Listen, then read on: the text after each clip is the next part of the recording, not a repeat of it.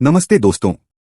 आज हम एक बहुत ही खास किताब के बारे में बात करने वाले हैं, रिच डैड पुअर डैड, जो कि रॉबर्ट कियोसाकी द्वारा लिखी गई है।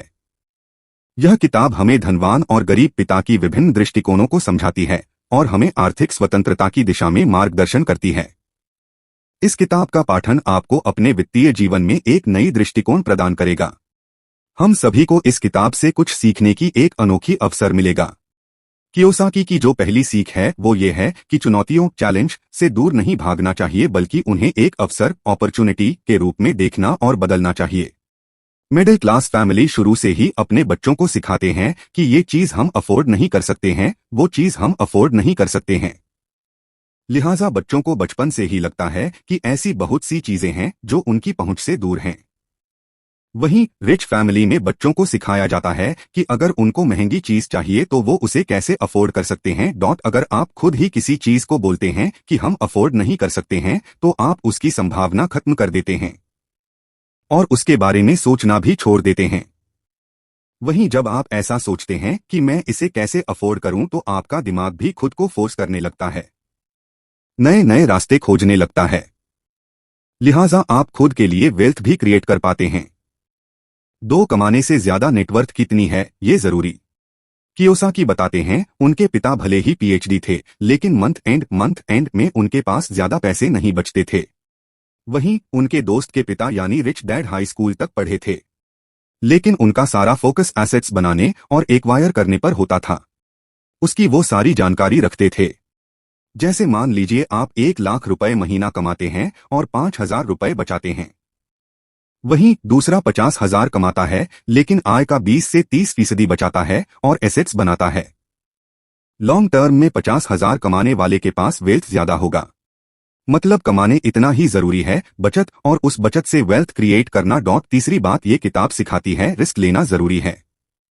मिडिल क्लास फैमिली में बच्चों को रिस्क लेने से हमेशा हतोत्साहित डिस्करेज किया जाता है। अगर बात पैसे की है तब तो बोला जाता है बिल्कुल रिस्क न ले। कियोसाकी कहते हैं अगर आपको अमीर बनना है तो रिस्क लेना सीख लेना चाहिए। अगर आप वेल्थ क्रिएट करना चाहते हैं तो कैलकुलेटेड रिस्क लेना चाहिए। धीरे धीरे आप रिस्क मैनेजमेंट सीख जाते हैं। मिडिल क्लास नुकसान झेलने की क्षमता कम होती है, जबकि अमीर लोग घाटा भी झेल लेते हैं। अमीर लोग रिस्क लेकर गलतियां करते हैं और सीख लेते हैं, फिर उन गलतियों को दोहराते नहीं है। कियोसाकी लिखते हैं हमें पर्सनल फाइनेंस के बारे में कम से कम 4 बेसिक बातें पता होनी चाहिए। एक, बेसिक अकाउंटिंग, हम कंपनी के फाइनेंशियल स्टेटमेंट को पढ़ सके समझ सकें। 2, इन्वेस्टिंग से हम अपने पैसे को बढ़ा सकते हैं। 3, फाइनेंशियल मार्केट्स के बेसिक रूल्स पता होने चाहिए। 4, टैक्स से संबंधित बातें हमें जानना चाहिए ताकि हम जो पैसा कमा रहे हैं उसे बचा सकें। कई बार ऐसा होता है कि कुछ लोग अमीर होते हैं लेकिन धीरे धीरे अपना पैसा गंवा देते हैं।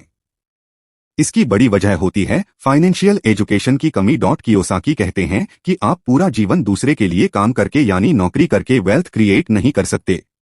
एक कर्मचारी अपनी 1 महीने की मेहनत 1 महीने की सैलरी के लिए खर्च करता है, वहीं एम्प्लॉयर कर्मचारी को जितनी सैलरी देता है उससे कई गुना निकालने पर फोकस रखता है।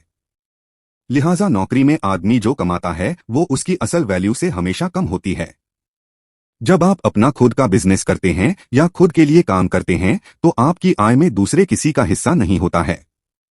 आय पर कोई सीलिंग नहीं होती। आप जितना कमाएंगे उतना ज्यादा सेव कर पाएंगे, जितना सेव करेंगे उतना ज्यादा एसेट्स एक्वायर कर पाएंगे और उतना ही ज्यादा वेल्थ क्रिएट कर पाएंगे। जरूरी नहीं है ये कि ऊपर लिखी सभी बातें आपके जीवन पर लागू ही होती हों। समय, परिस्थिति और माहौल के हिसाब से चीजें अलग अलग होती हैं। बस हम इस किताब से कुछ प्रेरणा ले सकते हैं जो हमें आगे बढ़ाने में मदद कर सके। इस वीडियो को देखने के लिए धन्यवाद। अगर आपको हमारे वीडियो को पसंद आया तो लाइक, कमेंट और शेयर जरूर करें और हमारे चैनल को सब्सक्राइब